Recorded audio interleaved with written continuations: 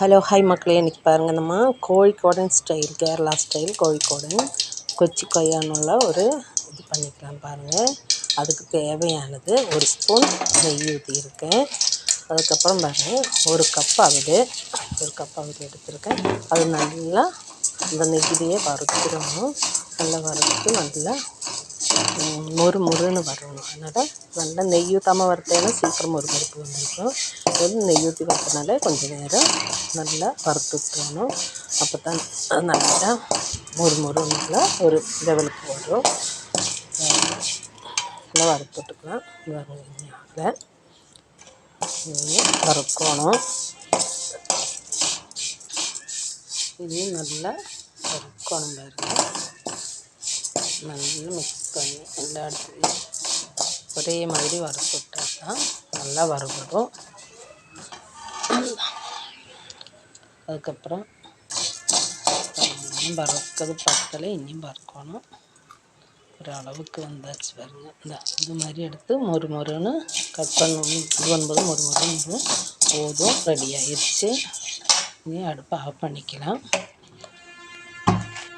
அதுக்கப்புறம் தேவையானது பாருங்கள், சின்ன பழம் நல்லா பழமாக இருக்கும், நல்லா பழுத்து இருக்கணும். அப்புறம் ஒரு ஸ்பூன் லெமன் ஜூஸு, ஒரு ஸ்பூன் இஞ்சி, தேங்காயோட 2ஆம் பால், இது 1ஆம் பால் ஒன்று.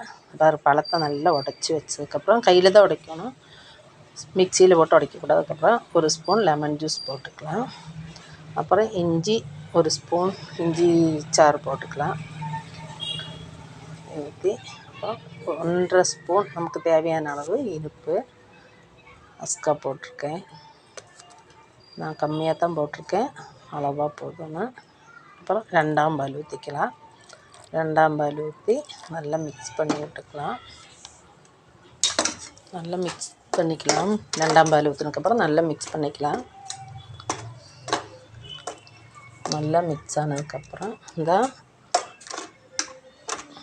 இது மாதிரி பழம் நல்லா மாதிரி தான். அப்புறம் ஏலக்காய் வருது ஒரு 4 பீஸ் நல்ல பொடியாக நல்ல பொடி போட்டுக்கலாம். ஏலக்காய் தூள் நல்லெண்ணத்தோடது. அதுக்கப்புறம் 1ஆம் பால் ஊற்றிக்கலாம்.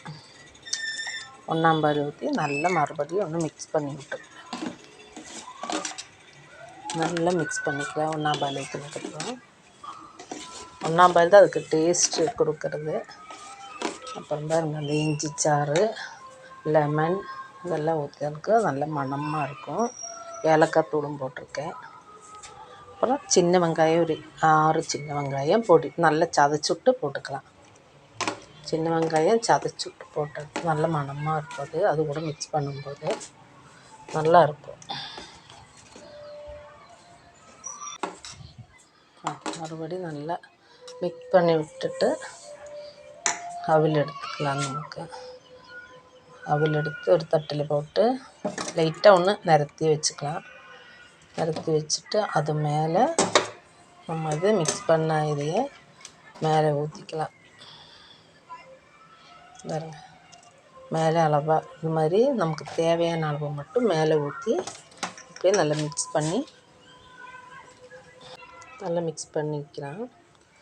இது இப்படியே ஊற்றினதுக்கப்புறம் அப்படியே எடுத்து சாப்பிட வேண்டியதான்.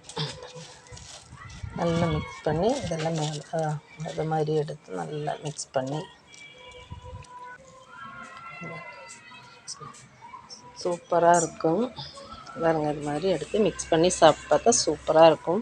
நீங்களும் இதே மாதிரி செஞ்சு பாருங்கள் உங்கள் வீட்டில். வீடியோ பிடிச்சிருந்தா லைக் பண்ணுங்கள், ஷேர் பண்ணுங்கள், சப்போர்ட் பண்ணுங்கள், சப்ஸ்கிரைப் பண்ணுங்கள், சப்போர்ட் பண்ணுங்கள். நல்ல டேஸ்ட்டாகவும் ருசியாகவும் இருக்கும்.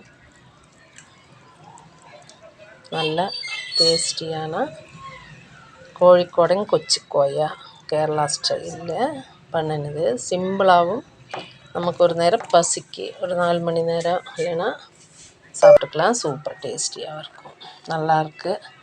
நீங்களும் இதேமாதிரி செஞ்சு பார்த்துட்டு சாப்பிட்டு கமெண்ட் பண்ணுங்கள் எப்படி இருக்குன்னு. நல்லா சூப்பராகவும் டேஸ்ட்டாகவும் இருக்கும். சப்போர்ட் பண்ணுங்கள்.